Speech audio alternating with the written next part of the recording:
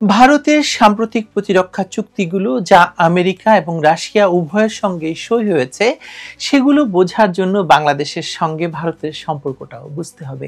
কারণ দিল্লি আজ যে অঞ্চলগত নিরাপত্তা এবং ভূ রাজনৈতিক সমীকরণ নিয়ে ভাবছে তার সঙ্গে ঢাকা বহুভাবে সম্পর্কিত, বিশেষ করে 2024 সালের আগস্টের পর ইউনূস মহাজনের ক্ষমতা দখলের পর থেকে।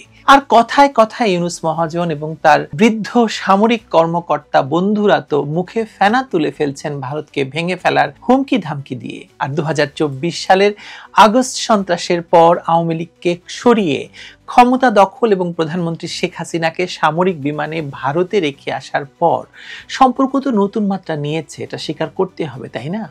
এই অবস্থায় যুক্তরাষ্ট্র ভারত 10 বছরের প্রতিরক্ষা চুক্তি এবং একই সময়ে রাশিয়ার সঙ্গে ভারতের সামরিক লজিস্টিক চুক্তি দুটোই বাংলাদেশের নিরাপত্তা এবং কূটনৈতিক পরিসরের সঙ্গে সরাসরি জড়িত।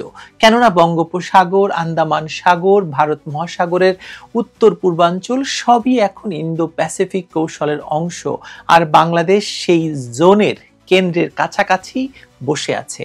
প্রশ্নটা তাই শুধু ভারত কেন এত প্রতিরক্ষা চুক্তি করছে সেটা নয়, বরং এর তরঙ্গ বাংলাদেশের দিকে কিভাবে এসে লাগবে সেটাও সমান গুরুত্বপূর্ণ। চলুন আরো বিস্তারিত জানি এ বিষয়ে।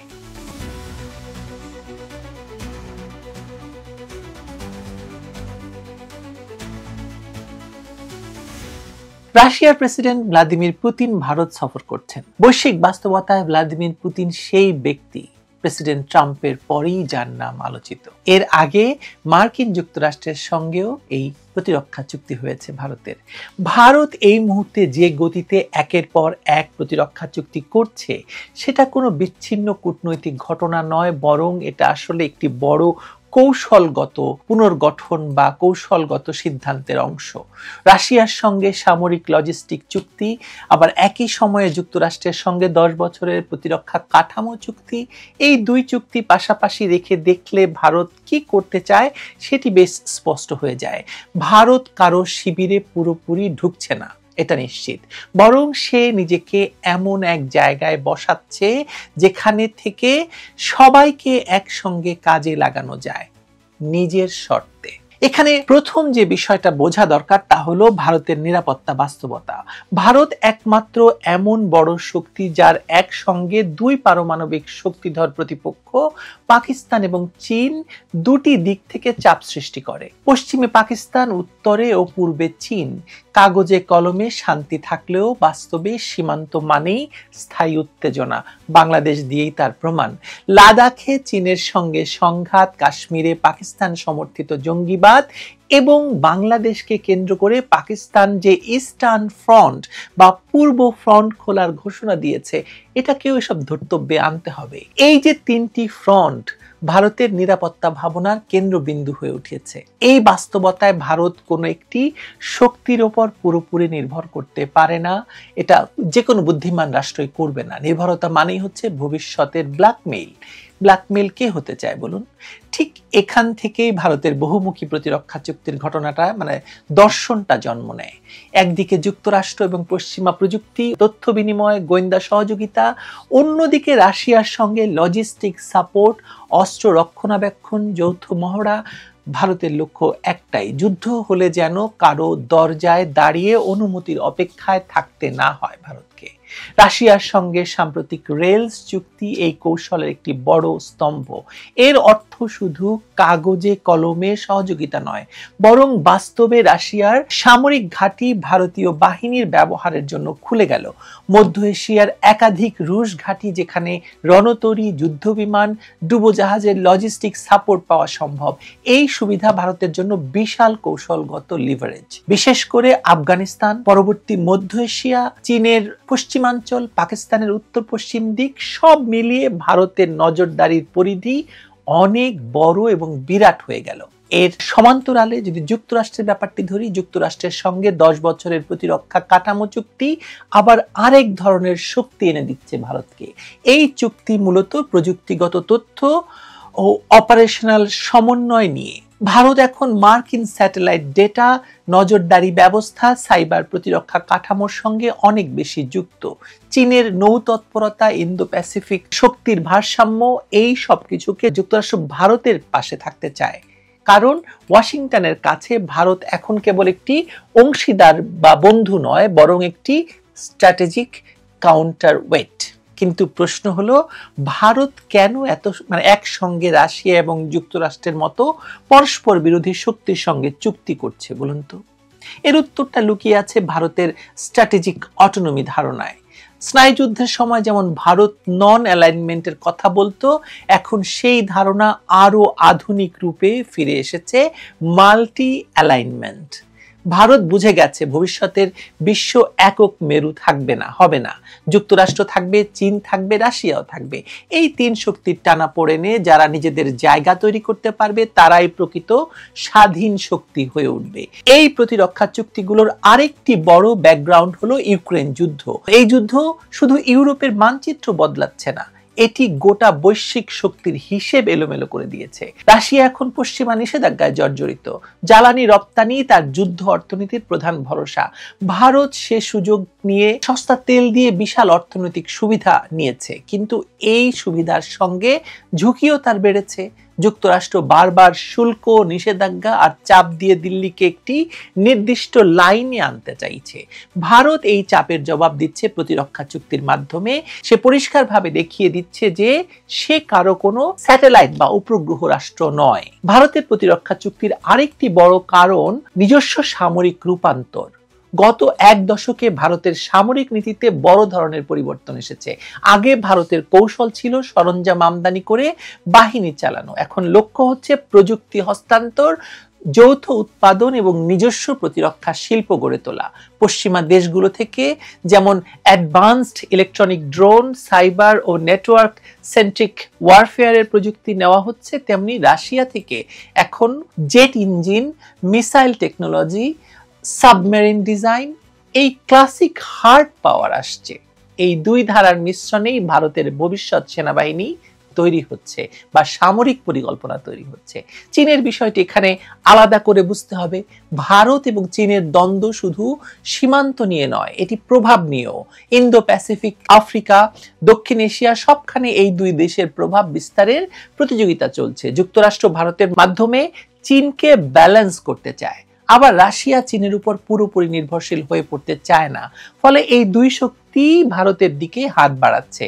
ভারত সেই সুযোগ ব্যবহার করছে নিজেদের সুবিধায়, যেটা একটা বুদ্ধিমান রাষ্ট্র করে বা করে থাকে। এখানে পাকিস্তান ফ্যাক্টরও কম গুরুত্বপূর্ণ নয়। সাম্প্রতিক বছরগুলোতে পাকিস্তান আবারও মার্কিন বলয়ে ঢোকার চেষ্টা করেছে। সৌদি আরবের সঙ্গে প্রতিরক্ষা চুক্তি, যুক্তরাষ্ট্রের সঙ্গে নীরব পুনঃসংযোগ, এই সব কিছুই ভারতের জন্য নতুন নিরাপত্তার সমীকরণ তৈরি করছে। এই বাস্তবতায় ভারত তার সামরিক প্রযুক্তিকে শুধু পাকিস্তান মোকাবেলার মধ্যে সীমাবদ্ধ রাখছে না, বরং বৃহত্তর আঞ্চলিক শক্তির খেলায় নিজেকে প্রস্তুত করছে। আরেকটি গুরুত্বপূর্ণ দিক হলো ভারতের অর্থনৈতিক উচ্চাকাঙ্ক্ষা। ভারত নিজেকে শুধু একটি সামরিক শক্তি হিসেবে নয়, বরং একটি বৈশ্বিক উৎপাদন কেন্দ্র হিসেবে দাঁড় করাতে চায়।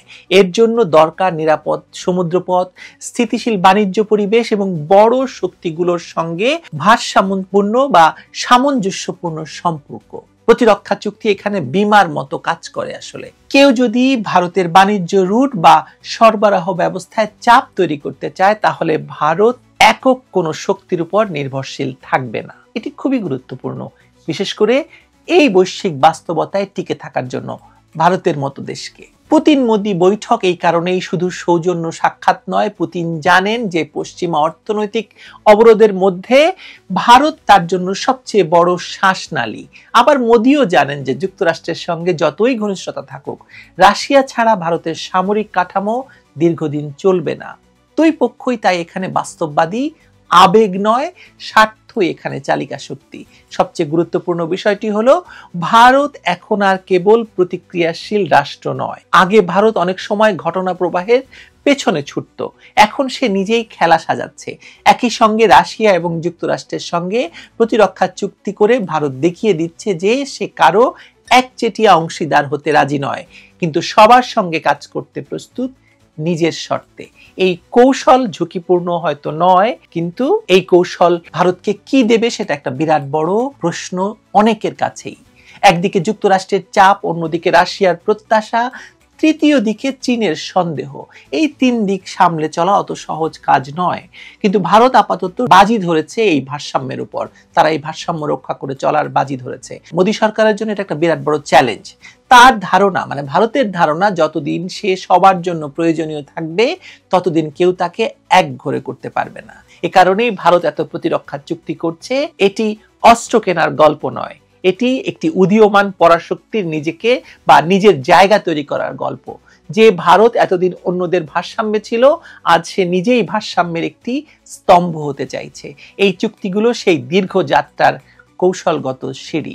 বাংলাদেশ প্রসঙ্গ দিয়ে শেষ করি। তবে ওয়াশিংটন ইন্দো প্যাসিফিক কনসেপ্টে বাংলাদেশকে অর্থনৈতিক কাঠামোর অংশ হিসেবে টানতে চায়, আবার একই সঙ্গে ভারতের ভূরাজনৈতিক স্বার্থকে অগ্রাধিকার দেয়।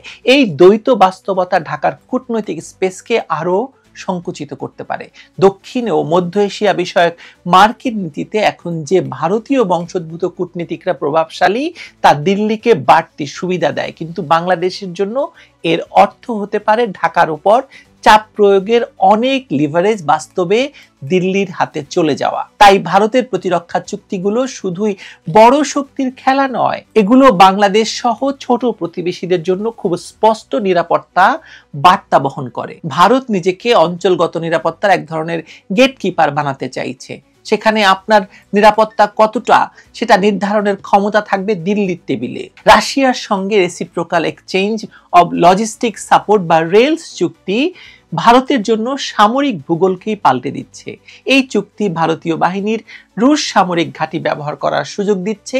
যুদ্ধজাহাজ, ডুবোজাহাজ, জেট সবকিছুর জন্য জ্বালানি, মেরামত, রসদ, সব লজিস্টিক সাপোর্ট পাওয়ার দরজা খুলে যাচ্ছে।